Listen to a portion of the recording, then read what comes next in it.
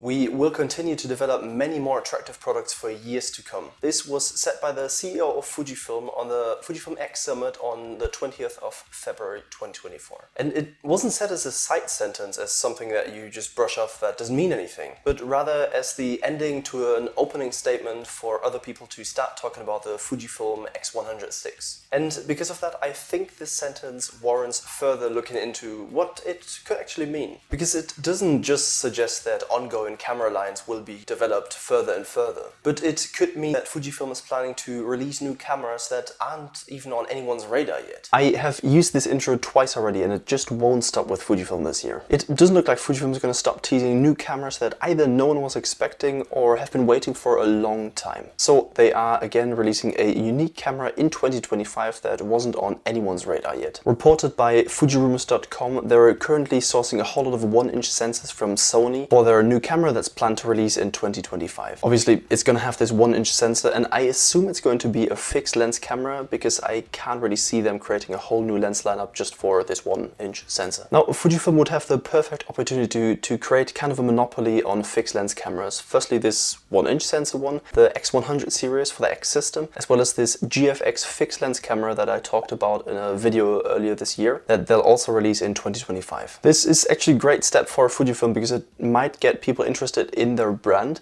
and therefore if they like their cameras they might upgrade to an X system camera or maybe even a GFX system camera. Of course, these systems aren't linked together by lens mounts or anything like that, but if people are just happy with the product of one company, usually if they want to get more products in that category they'll buy them from the same company as they know it to be reliable and good. Now, it is confirmed that this camera is going to be a half-frame camera. Not to be confused by this, it's not going to be half the size of a full-frame camera, which kind of would be the APS-C system from Fujifilm, the X system, but it's going to be in a vertical format instead of a horizontal format. And obviously the sensor size is going to be 1 inch. This might sound like a weird choice to most dedicated photographers, but mind you that Fujifilm has having their most success with the Instax series of cameras, which is not really aimed at photographers but rather enthusiasts that just use them at parties and gatherings, not so much for landscape or street photography and all that kind of stuff, because they just enjoy having this Polaroid style image at hand right after shooting it. So these cameras are kind of an entry-level drug to get people to join Fujifilm and maybe get into another camera system later down the line. And this new 1-inch camera would play perfectly into that, just creating another price point for people to join the photographic and especially the Fujifilm community at hopefully a cheaper price point than most X system cameras. But now more on this new camera.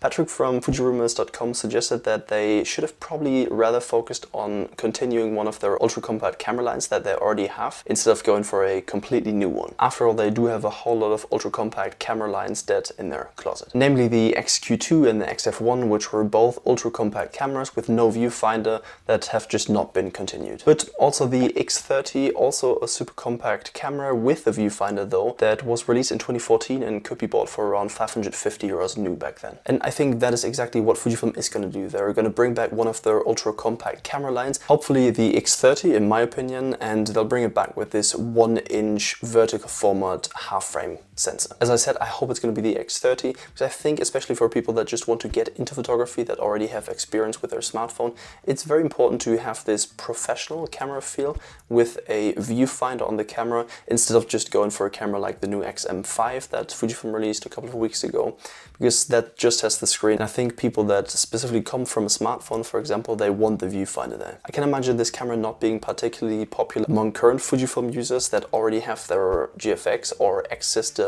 lens lineups, but maybe they will still like it as an everyday camera. This seems more like a choice for enthusiasts that are currently shooting a lot of pictures with their smartphone, and that's where this half-frame vertical sense would come into play massively. Hearing it the first time, I thought it was kind of an odd choice, but especially for people that come from a smartphone, I think it could be just the right choice. I'm gonna be honest and say that a camera like this is not specifically something that I'm interested in a lot, because I already have my X system lens lineup, and if I wanted a compact camera, I would probably just get this new XM5 or maybe an older XE model. Anyway, what I could really see them do is creating a compact small successor to the X30 with a viewfinder with this 1-inch screen, maybe also with a good resolution screen on the back as well as in the viewfinder. Maybe not on the level of the top of the line X system cameras, but you know, coming close to the X system. And also the X Processor 5 just for this good autofocus tracking for humans, animals and so on. Honestly, I could really see this be a good competitor to the Ricoh GR. Obviously it depends on the the price point. I'm hoping it's going to be somewhere around 300 to 500 euros, which I'm not sure is likely because a camera like this still has a lot of technology. But I see a lot of people comparing the X100 5 and 6 to the Ricoh GR cameras, and I don't really think that's a fair comparison because I think they're kind of different cameras. I think this one could be the direct competitor. Anyway, let me know what you think Fujifilm is going to do with a small compact camera like this. If you want to find out about other cameras that Fujifilm is going to release in 2025, check out this video right here.